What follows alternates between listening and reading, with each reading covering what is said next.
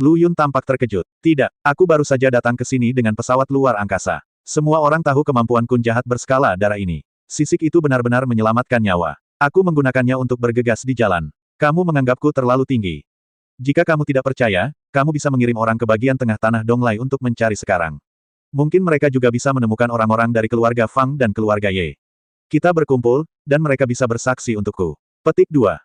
Ah, pembawa acara Xingdou juga tidak yakin untuk memperhatikan. Mungkinkah lelaki tua Deng Tuzi itu diam-diam mengirim orang-orang Jietian hanya untuk mengacaukan penonton? Mari kita bahas masalah ini nanti, kata kepala biara Wuji dengan suara yang dalam. Dia sudah sangat tidak puas dengan gangguan tiba-tiba Xingdou barusan, dan sekarang dia benar-benar ingin membicarakan hal semacam ini di depan orang luar. Tapi Lu Yun tidak akan melepaskan kesempatan bagus untuk menambahkan bahan bakar ke dalam api. Junior berani bertanya, apa Jietian yang ada di mulutmu? Apa hubungannya ini dengan senior Deng Tuzi? Ini bukanlah sesuatu yang bisa kamu ketahui. Pembawa acara Xingdou dimarahi oleh kepala biara Wuji di tengah kata-katanya. Diam, kenapa kamu berbicara dengan teman kecilku? Maaf, teman kecil, saya telah sangat menyinggung perasaanmu, tapi saya harap Anda memaafkan saya. Kepala biara Wuji berkata, untuk pertanyaan ketiga, tidak perlu menanyakannya. Teman kecilku, setelah itu perjalanan jauh, kamu harus istirahat yang cukup. Memang, junior itu mengundurkan diri, kata Lu Yun berbalik dan pergi.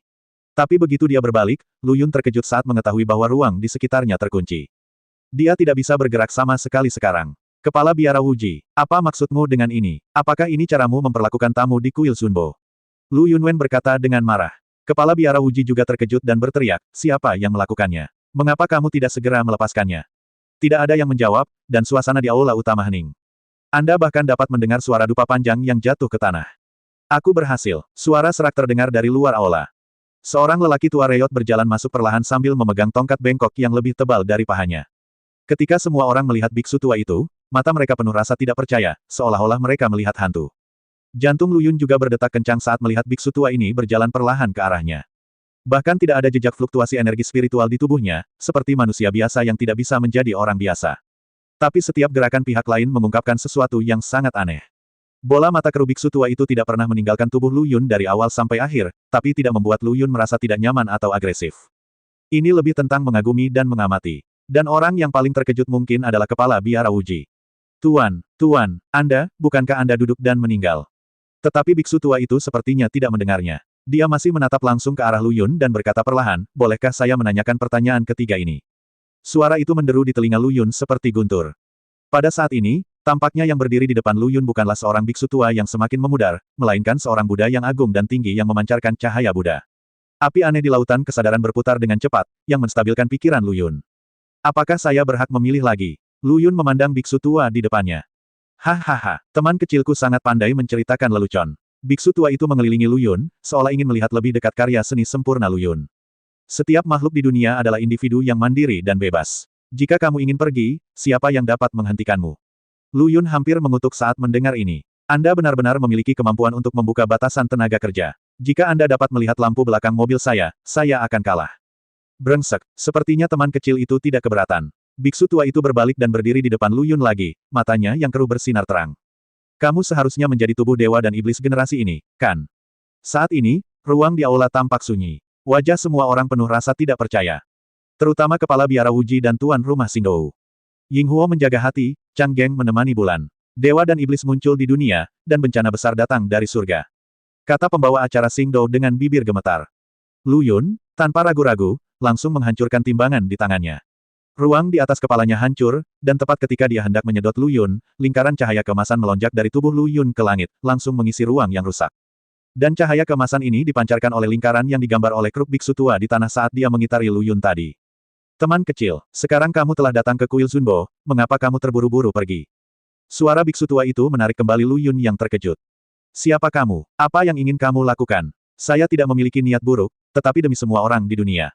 Senyuman di wajah biksu tua itu menghilang, dan dia berkata dengan serius, saya, Xuan Wu, mengundang tubuh dewa dan iblis untuk mati. Kekuatan luar biasa muncul dari biksu tua itu. Bagaimana Lu Yun bisa duduk diam dan menunggu kematian, lalu bagaimana jika lawannya adalah negeri dongeng Daluo Jin? Jadi bagaimana jika Anda tahu bahwa Anda bukan lawan Anda? Nasibku terserah padaku, bukan terserah padamu, si tua botak. Lu Yun meraung dengan marah, api aneh yang membakar seluruh tubuhnya sepertinya membakar dunia di sini hingga menjadi ketiadaan, dan niat pedang yang mengerikan muncul dari tanah dan menembus ke langit. Kepala biara Wuji terkejut saat melihat ini, dan sepenuhnya percaya bahwa orang di depannya adalah tubuh Dewa Iblis. Amitabha, setelah menyelesaikan kesempurnaan agung alam abadi surgawi Tai, Anda telah menguasai bentuk dasar alam, dan ada dua alam, alam niat pedang dan alam api. Tubuh para dewa dan iblis benar-benar menakutkan. Kata Kepala Biara Wuji dengan suara gemetar. Jika kita memberi anak ini waktu lagi, saya khawatir konsekuensinya akan menjadi bencana. Pembawa acara Xingdou berkata dengan ketakutan untuk beberapa saat. Untungnya ini semua akan segera berakhir. Bagaimanapun, jenius Buddhis yang langka, Xuan Wu, telah mengambil tindakan. Inilah yang dipikirkan semua orang di aula saat ini. Tetapi bahkan jika Lu Yun meledak dengan seluruh kekuatannya, dia akan menggunakan seluruh kekuatannya. Tapi tetap tidak bisa melepaskan diri dari lingkaran cahaya keemasan yang merupakan penjara di tanah. Bagaimanapun, perbedaan kekuatan antara Lu Yun dan Xuan Wu sangat besar. Meskipun Lu Yun memiliki dua alam, keduanya masih berupa prototipe. Bagaimana dia bisa bersaing dengan alam cahaya Buddha Xuan Wu? Dan Xuan Wu juga berhati-hati. Untuk memastikan tidak ada yang salah, dia mengompresi domainnya yang awalnya dapat menutupi seluruh kuil Zunbo menjadi 1 inci persegi tanah ini, untuk menjaga domain tersebut tidak dapat ditembus. Tubuh iblis, berhentilah berjuang. Pikirkan tentang orang-orang di dunia ini, pikirkan tentang ombak di gunung dan sungai. Hanya ketika kamu tidak ada lagi kamu dapat bertahan selamanya. Matilah dengan damai, mulut. Itu seperti gunung yang menekan Lu Yun satu demi satu. Sejumlah besar darah muncrat dari 7 lubang Lu Yun, dan kekuatan besar itu ingin membengkokkan tulang punggungnya, membuatnya menundukkan kepala dan menyerah, dan membunuhnya. Semua tulang di tubuh Lu Yun berderit, dan batu biru di bawah kakinya telah lama hancur menjadi bubuk. Namun sosok kecil itu telah berdiri tegap dan tegap, tetap berpegang pada tekad pantang menyerah. Keledai botak tua, hanya ini yang kamu punya. Marah, kata Lu Yun dengan gigi terkatup. Suara pedang di sekujur tubuhnya berdentang dan keras, dan ikan hitam putih di dalam api aneh itu tumbuh dengan cepat. Apa? Bagaimana ini mungkin? Kepala Biara Wuji tampak terharu. Dia dapat dengan jelas merasakan bahwa wilayah kekuasaan Lu Yun dengan cepat hampir selesai, menyingkirkan bentuk embrionya dan menjadi elang dengan sayap penuh yang membubung di langit. Anak ini, dia benar-benar dapat memahami dan menyempurnakan bidangnya sendiri pada saat kritis dalam hidup dan mati ini. Bakat seperti itu sangat memalukan. Xuan Wu juga kaget saat melihat pemandangan ini. Dia tidak bisa membayangkan apa yang akan terjadi jika tubuh iblis dibiarkan tumbuh tak terkendali. Semua biksu mendengarkan perintah dan meninggalkan kuil Zunbo. Kepala Biara Wuji dan yang lainnya tidak berani mengabaikan sama sekali dan terbang menuju luar Aula Daxiong. Begitu dia meninggalkan istana, Kepala Biara Wuji terpana melihat pemandangan di depannya. Sebuah telapak tangan besar berisi cahaya Buddha yang tak terukur tergantung di atas aula utama.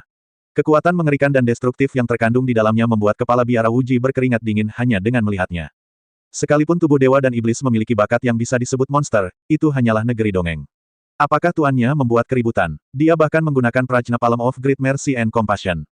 Ini berarti membawa kuil Zunbo untuk menguburkan tubuh para dewa dan setan bersama mereka. Kenapa kamu masih berdiri di sana dalam keadaan linglung? Lari cepat, kamu begitu dekat, akibatnya saja bisa melukaimu dengan serius. Desak tuan rumah Xingdou. Beristirahatlah dengan tenang. Dengan tubuh dewa dan iblis, semuanya akan berakhir.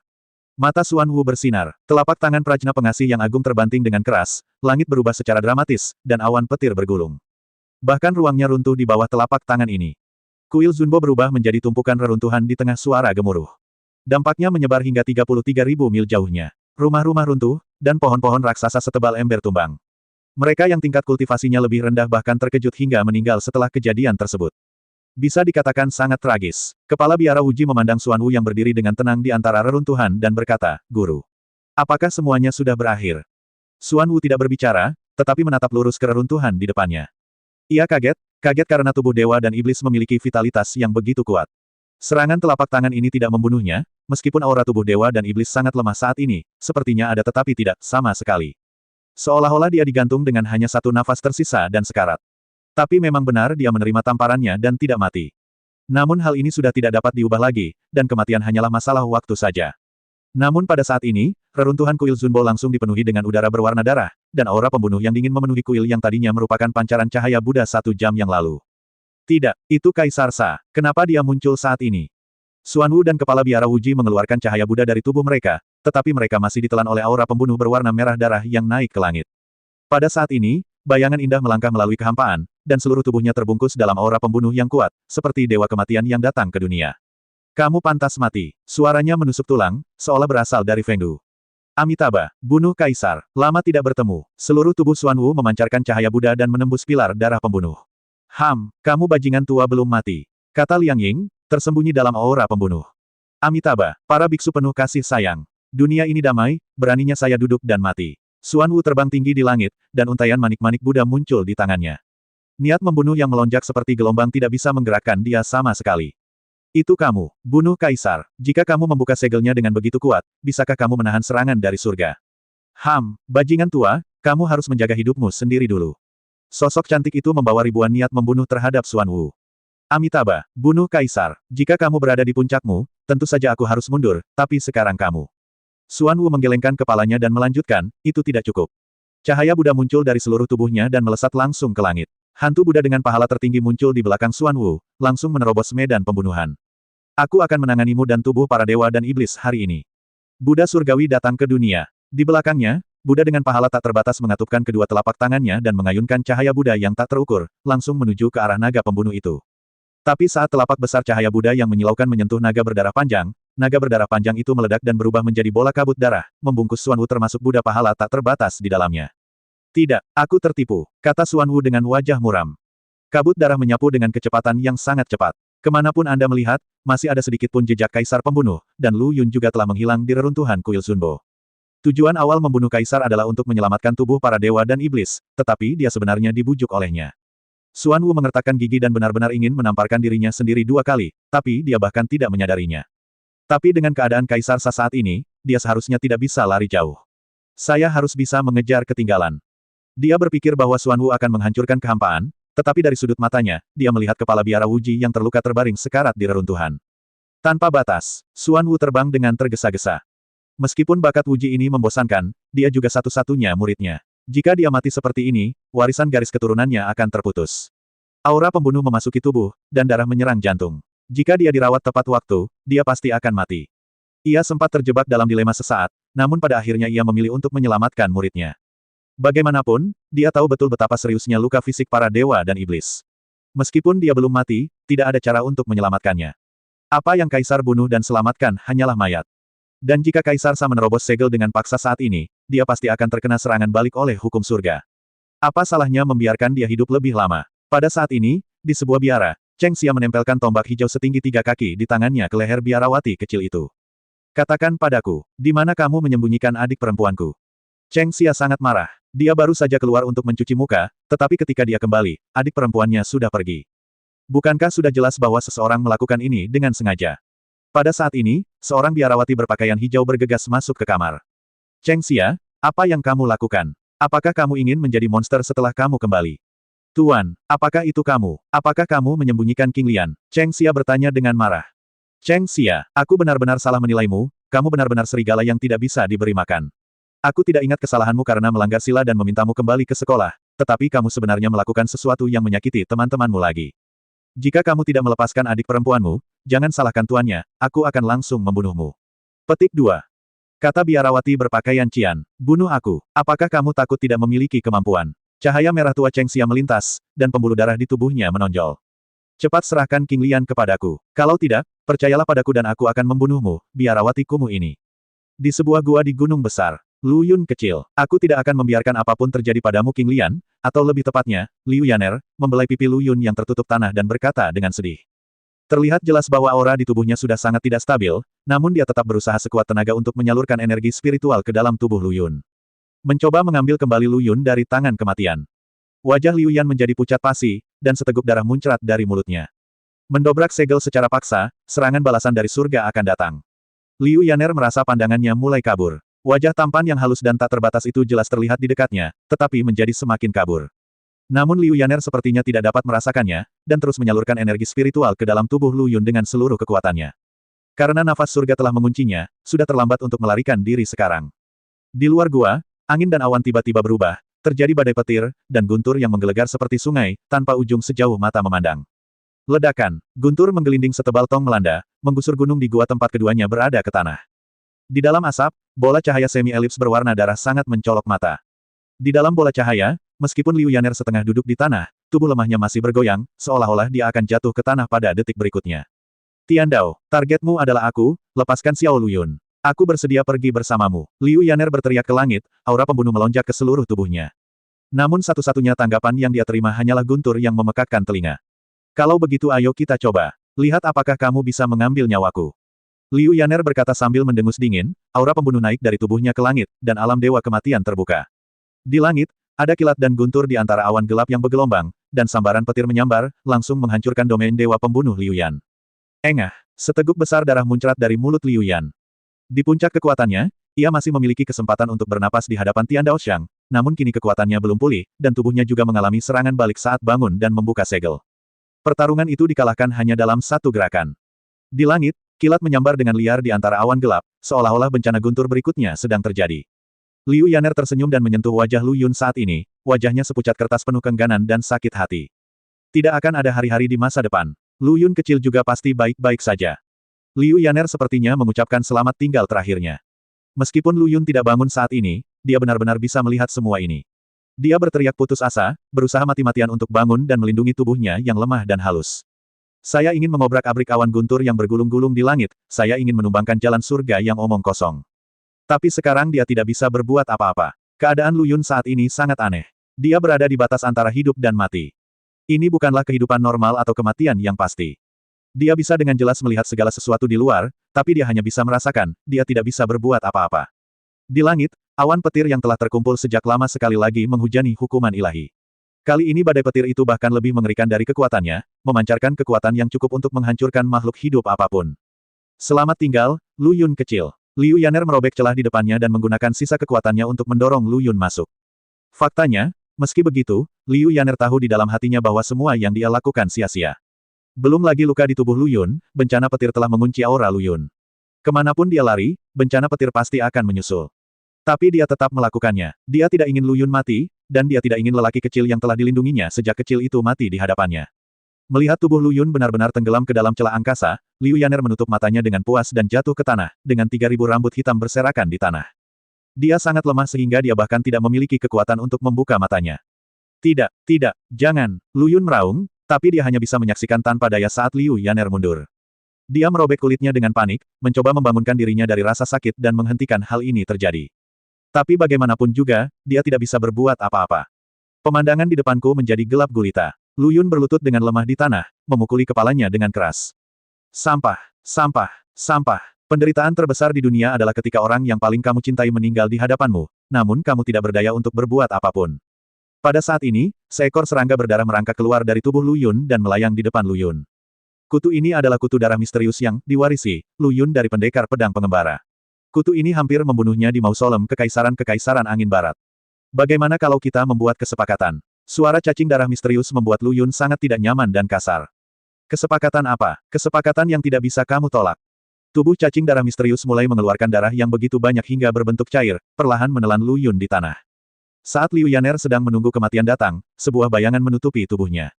Guntur berisik meledak di telinganya, dan kekuatan penghancur yang mengerikan berkobar di sekelilingnya. Saya belum mati. Bagaimana ini mungkin? Liu Yaner melawan semangat lesu itu dan membuka kelopak matanya, melihat sosok buram namun sangat familiar di depannya. Air mata membasahi mataku. Lu Yun kecil, kamu masih tidak terlalu suka mendengarkan adikmu. Lu Yun kecil, kenapa kamu begitu bodoh? Lu Yun kecil, Anda. Sosok ini tidak lain adalah Lu Yun, yang dikirim pingsan ke celah luar angkasa oleh Liu Yaner. Hancurkan tenaga kerja. Lu Yun meraung, dan guntur serta kilat destruktif di sekitarnya meledak seketika. Lu Yun segera mengangkat Liu Yaner yang tergeletak di tanah dan menyeka darah dari wajahnya dengan sedih. Kakak, selama aku di sini, tidak ada yang bisa menyakitimu. Bahkan kata-kata omong kosong ini pun tidak nyaring dan kuat. Kembali ke pelukan yang terlalu familiar itu lagi, merasakan suhu yang familiar. Liu Yaner tidak merasakan kegembiraan sedikit pun, karena darah yang memenuhi tubuh Lu Yun saat ini sangat asing. Xiao Lu Yun, kamu, Lu Yun menempelkan jari telunjuknya ke mulut Liu Yaner. Dia tahu apa yang ingin dikatakan pihak lain. Namun bagi orang terpenting di dunia, dia tidak terlalu peduli dan membuat kesepakatan dengan iblis. Pada saat ini, Lu Yun melihat sosok gelap di lautan kesadaran, dengan sudut mulutnya sedikit terangkat. Anak baik, aku benar-benar melihatmu dengan benar. Kamu tidak bisa tidak menjadi orang yang penuh kasih, tetapi juga orang yang kejam. Haha, omong kosong, Tuhan, hari ini aku berharap kamu membantu. Kesengsaraan guntur ini sepertinya telah merasakan provokasi Lu Yun, dan beberapa guntur menggelegar terjadi secara berurutan, pasti akan memusnahkan dua orang yang berani melawan kehendak surga. Istirahatmu cukup, serahkan sisanya padaku. Lu Yun mencubit pipi lembut Liu Yan sambil menggoda. Kemudian dia melihat kesengsaraan guntur yang menimpanya. Aku ingin melihat betapa kuatnya hukuman ilahi ini. Energi iblis mengepul dari tubuh Lu Yun, menyatu dengan energi darahnya yang kental, menunjukkan kekuatan yang luar biasa. Melonjak langsung ke langit, Lu Yun merobek guntur ilahi satu demi satu. Energi darah dan energi iblis yang tersisa di sekitar tubuh dibubarkan oleh kekuatan destruktif yang melekat pada kesengsaraan guntur, dan akan bersatu kembali dalam sekejap. Seolah-olah mengenakan sarung tangan isolasi, Lu Yun merobek semua kesengsaraan petir menjadi beberapa bagian. Pada saat ini, sebuah suara terdengar di benak saya, "Nak. Kamu harus menghancurkan awan petir ini dengan cepat, jika tidak maka awan petir ini akan mengumpulkan lebih banyak kekuatan surga, dan kamu mungkin tidak dapat selamat dari badai petir berikutnya."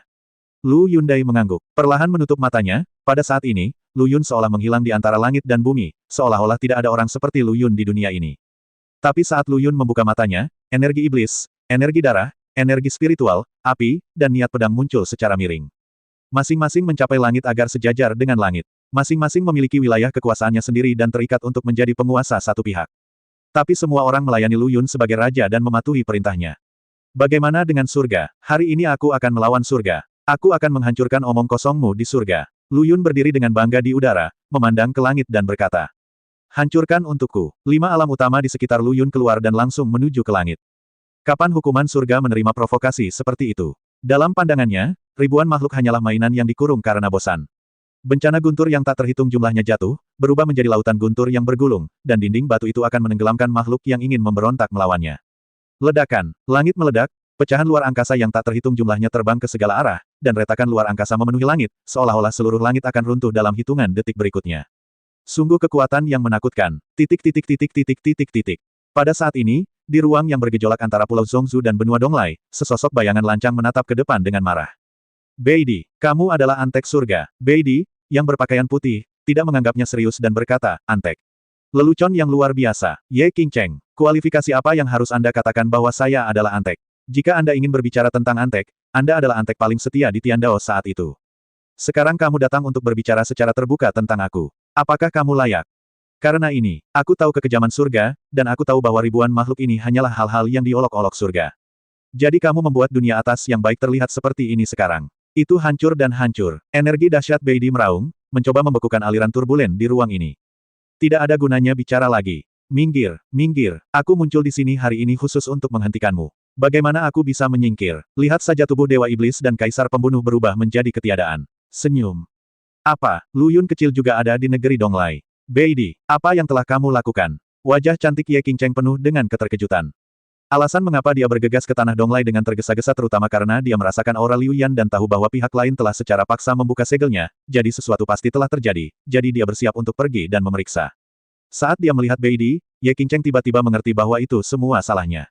"Tapi aku tidak menyangka kejadian ini juga akan melibatkan Xiao Lu Yun." "Haha, kamu kaget atau tidak? Ini satu lagi hadiah besar dariku untukmu," kata Beidi sambil tertawa. Dia sebenarnya masih mengasingkan diri ketika dia menipu Lu Yun untuk menjebaknya. Alasan mengapa dia harus pergi ke sana secara langsung dengan risiko diserang lagi adalah untuk menggunakan teknik rahasia pada tubuh Lu Yun dan menutupi aura Lu Yun. Hanya untuk menipu orang lain. Bersiaplah untuk pertunjukan besar hari ini. Dan adegan ini akan mencapai klimaksnya sekarang, jadi bagaimana Beidi bisa meminta orang untuk ikut campur? "Beidi, kamu berhasil membuatku kesal." Ye Qingcheng berteriak manis dan langsung membunuh Beidi. "Bagus sekali. Biarkan aku melihat seberapa kuat mantan kaisar abadi itu." Beidi tidak maju tetapi mundur ke arah Ye Qingcheng. Pada saat ini, di sisi Lu Yun, awan gelap yang mengepul telah menghilang, tetapi langit yang sudah kelabu tampak lebih suram saat ini. Lu Yun berdiri di udara dan mendengus dingin. Jalan surga tidak lain adalah ini. Tapi aku tidak menyangka tamparan di wajah itu datang begitu cepat. Sebuah suara datang dari lautan kesadaran lagi. "Nak, jika kamu membenci jalan surga, aku khawatir kamu akan berakhir seperti aku." Kesengsaraan guntur barusan bahkan tidak memiliki 1/100 juta kekuatan Dao Surgawi. Selain itu, Dao Surgawi di alam atas ini sudah tidak lengkap. Terlebih lagi, kesengsaraan guntur ini awalnya ditujukan pada gadis kecil itu, jadi saya hanya mengumpulkan kekuatan yang cukup untuk menghadapi gadis kecil itu dan tidak mempertimbangkan faktor tak terduga Anda. Gabungan banyak faktor memungkinkan Anda lolos dari bencana ini. Itu saja, membantumu barusan menghabiskan banyak energiku. Aku akan tertidur lelap. Kuharap aku masih punya kesempatan untuk bangun. Petik 2. Lu Yun. Sebelum Lu Yun sempat bereaksi, sebuah suara terdengar di benaknya, "Jangan lupakan perjanjian kita. Saat aku bangun, inilah saatnya kamu memenuhi perjanjianmu." Suaranya cukup keras, dan Lu Yun merasa seperti ada yang menyalakan petasan di kepalanya. Cacing darah misterius yang tersembunyi di dalam tubuh Lu Yun lah yang mengeluarkan suara tersebut. Pantas saja tidak ada jejaknya di dalam tubuh. Cacing darah misterius ini bersifat parasit pada jiwa manusia. Hei di bawah lampu akhirnya diketahui olehnya. Hanya saja dia benar-benar harus berterima kasih kepada cacing darah misterius ini atas kemampuan rahasia khususnya, jika tidak maka hal itu mungkin benar-benar terjadi hari ini, sesuatu yang tidak ingin dia lihat dalam hidupnya. Berkat energi darah yang terpancar dari cacing darah misterius itu, tubuhnya dengan cepat pulih. Cacing darah misterius inilah yang menahan nafas terakhir Lu Yun, jika tidak, dia akan mati di bawah telapak tangan belas kasih Xuan Wu. Anda harus tahu bahwa ini adalah pukulan telak dari negeri dongeng Daluo Jin. Dengan tubuh kecil Lu Yun di alam surgawi Tai, bagaimana dia bisa membawanya? Hanya saja tidak ada makan siang gratis di dunia ini, terutama bagi cacing darah misterius. Tentu saja ia memiliki agenda untuk sangat membantu Lu Yun. Kalau tidak, hidup dan mati Lu Yun tidak ada hubungannya dengan itu hanya tuan rumah yang berbeda. Lu Yun terbang ke bawah, memeluk Liu Yaner, dan seluruh tubuhnya terbakar dengan api yang aneh. Ikan yin yang dalam nyala api berenang dengan gembira di antara Lu Yun dan Liu Yaner, melepaskan vitalitas yang melimpah di tubuh mereka. Dan pengobatan ini berlangsung selama sehari semalam, hingga api aneh itu meredup, dan hingga ikan yin yang hampir membuat perutnya mual. Baru pada saat itulah luka Liu Yan akibat serangan Dao Surga dapat ditahan, tetapi itu hanya ditahan. Jika Anda ingin pulih sepenuhnya, Anda harus mencari cara lain. Bagaimanapun, serangan balik dari surga berada di luar jangkauan penyembuhan oleh api alien. Setengah hari berlalu sebelum Liu Yaner dengan lemah membuka matanya dan melihat wajah familiar di dekatnya. Dia ingin menyentuhnya dari belakang, tapi dia terlalu lemah. Saya tidak bisa mengangkat tangan saya sama sekali. Tapi bagaimana mungkin Lu Yun tidak mengetahui hal ini dan meletakkan tangan kecil Liu Yan erat-erat di wajahnya. Xiao Lu Yun, kamu bodoh sekali. Dia benar-benar membuat kesepakatan dengan Chaos Blood Worm. Selama aku bisa menyelamatkanmu, aku bersedia melakukannya. Lu Yun berkata dengan tegas, dan apa yang salah denganku? Misterius itu, Chaos Blood Worm menyerah pada pesona kepribadianku, jadi hanya ini dia menawarkan diri untuk membantu saya. Xiao Lu Yun, kamu banyak bicara lagi. Ini bukan waktunya untuk banyak bicara, aku sangat serius. Nada lemah Liu Yaner menjadi sedikit lebih berat. Sungguh, aku tidak berbohong padamu. Kalau tidak, aku pasti sudah berubah menjadi monster haus darah sekarang. Bagaimana dia bisa membiarkan Liu Yaner mengkhawatirkannya? Kamu sangat lemah sekarang, lebih baik jangan bicara. Lu Yun menyisir tubuh Liu Yan dengan sedih. Tidak masalah, Xiao Lu Yun, aku tidak ingin mendapat reaksi dari surga. Sebelum Liu Yaner selesai berbicara, lusinan sosok berjatuhan di sekitar Lu Yun. Keduanya dikepung. Orang yang memimpin, Lu Yun, juga pernah melihatnya sebagai guru Xingdou dari Kuil Zunbo, tetapi para biksu yang mengikutinya sepertinya bukan biksu dari Kuil Zunbo. Presiden Xingdou, apakah ini orang yang dicari oleh kepala biara tua Xuan Wu? Kata biksu tua yang memegang manik Buddha di sebelah Xingdou. Benar, saya tidak menyangka akan bertemu di sini, ini benar-benar takdir. Xingdou berkata, rekan-rekan murid kuil Irama yang terkasih. Ini adalah tubuh para dewa dan iblis yang merupakan sumber kolera pada saat itu, dan yang ada di pelukannya adalah mantan kaisar pembunuh yang diketahui semua orang. Membunuh mereka akan menjadi suatu pahala yang besar, dan Anda akan selangkah lebih dekat untuk menjadi seorang Buddha. Xingdou tidak pernah menyangka akan bertemu Lu Yun dan yang lainnya di sini. Dia awalnya mengikuti perintah kepala biara tua Xuan Wu untuk memberitahu kuil di berbagai tempat dan pergi ke kuil Zunbo untuk mengadakan pertemuan. Segera setelah saya memberitahu kuil disiplin, kepala biara mengatakan bahwa ada sesuatu yang aneh terjadi di sini, jadi saya datang ke sini untuk memeriksanya, tetapi saya tidak menyangka dia akan diminta untuk mengetahui kebocoran sebesar itu. Dan memasuki Stardow, dengan kipas seperti itu, segera mengangkat mood biksu di kuil disiplin. Lagi pula, bagi para biksu, siapa yang tidak ingin menjadi Buddha dan menerima sumbangan dari ribuan orang? Sekelompok keledai botak yang tidak tahu bagaimana hidup atau mati. Lu Yun khawatir dia tidak punya tempat untuk marah. Tanpa diduga, orang-orang ini muncul di depan pintu saya. Yaner, tunggu aku. Aku akan mengirim keledai botak ini untuk melihat Buddha di dalam hati mereka terlebih dahulu, dan kita akan mengobrol sepanjang malam. Lu Yun membiarkan Liu Yaner bersandar pada tunggul pohon, saat dia hendak berdiri, dia hampir tersandung dan jatuh ke tanah. Bukan karena kakinya mati rasa karena jongkok terlalu lama, tetapi karena dia lupa menggunakan seluruh energi spiritualnya untuk menyuplai api aneh untuk menstabilkan luka Liu Yan. Jadi sekarang Lu Yun tidak bisa mengeluarkan setetes pun energi spiritual dari tubuhnya. Bukankah ini memalukan sekarang? Tanpa energi spiritual, satu-satunya perbedaan antara Lu Yun dan orang biasa adalah dia pasti akan menolak pemukulan. Xiao Lu Yun, apakah kamu baik-baik saja? Liu Yaner berkata dengan cemas. Haha, anak ini ternyata kuat, kata pembawa acara Xingdou sambil tertawa. Baru saja, dia khawatir tubuh para dewa dan iblis pulih terlalu cepat. Setelah menerima gerakan dari kepala biara tua Xuan Wu dengan telapak prajna pengasih, dia sudah sekarat pasti akan mati. Tapi melihatnya barusan, Lu Yun tidak terlihat terluka sama sekali. Ini juga alasan mengapa Xingdou menghasut para biksu dari kuil disiplin untuk naik lebih dulu, meskipun itu jelas merupakan pencapaian yang luar biasa. Dia hanya ingin melihat realitas tubuh dewa dan iblis ini. Pandai bermain dengan telinga. Namun ternyata semuanya adalah tipuan tubuh iblis. Melihat ini, Xingdou benar-benar membunuh Lu Yun secara langsung dengan cahaya Buddha yang melimpah. Ini adalah langkah pertama. Dia sudah memikirkan bagaimana kepala biara Xuan Wu akan mengangkatnya sebagai kepala biara berikutnya setelah dia kembali. Lu Yun memandang Xing Dou, yang dengan cepat mendekatinya, dan melihat serangan yang dilakukan lawan melalui celah. Dia memiliki 100 cara untuk membunuh lawan, tetapi dia tidak memiliki energi spiritual apapun di dalam dirinya. Saya tidak bisa bersembunyi, saya hanya bisa melihat dan menunggu kematian. Hal yang paling menjengkelkan di dunia adalah ini. Lu Yun, yang tidak memiliki aura sama sekali, bahkan tidak bisa mendapatkan apapun dari cincin penyimpanan. Brengsek, saya tidak mati di tangan keledai tua botak, saya tidak mati di tangan surga, tetapi pada akhirnya saya mati di tangan orang tadi kenal bernama Jing Chuan. Tapi sebelum reuni, Lu Yun harus melakukan satu hal, jiwanya melilit Liu Yaner, dan dia dengan cepat membentuk segel di tangannya. Setidaknya ini bisa melindungi keselamatannya, tapi yang tidak pernah dia duga adalah Liu Yaner tidak bisa ditangkap. Terakhir kali ini terjadi adalah yang terakhir kali, dan kali itu juga karena baju besi yang dikenakan Gong Sun Lei. Pertanyaannya, apakah ada sesuatu dalam diri Liu Yaner yang dapat menahan jiwa? Tapi tidak ada waktu bagi Lu Yun untuk melanjutkan masalah ini, karena Xing Dou sudah membunuhnya. Tetapi pada saat ini, ruang di atas semua orang tiba-tiba runtuh, dan sesosok tubuh menghantam ke bawah dari dalam, langsung menghancurkan Xing Dou yang bergegas menuju Lu Yun menjadi bubur. Semua biksu terkemuka di kuil disiplin tercengang, terutama karena semuanya terjadi begitu cepat. Itu sangat cepat sehingga mereka bahkan tidak bereaksi. Mati, ruang yang rusak sepertinya ditarik dengan santai, terbang menuju para biksu di kuil disiplin. Jeritan terus berdatangan. Lu Yun menghampiri orang itu, wajahnya penuh keraguan. Lao Deng, kenapa kamu ada di sini? Orang yang datang tak lain adalah Deng Tuzi yang mengirim Lu Yun ke negeri Donglai.